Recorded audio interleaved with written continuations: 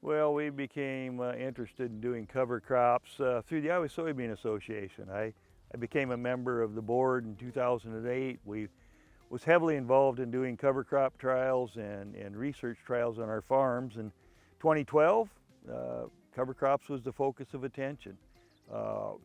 Iowa's farmers knew very little about cover crops. We had no idea what to plant or how to plant or when to plant and about termination and effect on yields. And so in 2012, we started doing replicated trials on our farms looking at cover crops. And come along about 2013, Iowa adopted the nutrient reduction strategy. And we saw in there that cover crops could have a huge benefit in reducing nutrient losses on our fields. And in 2014, my watershed here, Rock Creek Watershed, up here in northeast Iowa, is the first watershed to adopt a nutrient reduction strategy based on the Iowa strategy, and cover crops was a major focus of that.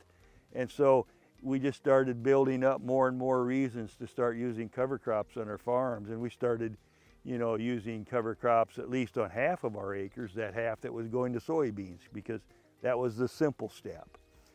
And then in 2016, I was serving as president of Iowa Soybean Association, and during that year, that was the second year of the Des Moines Waterworks lawsuit against farmers in northwest Iowa.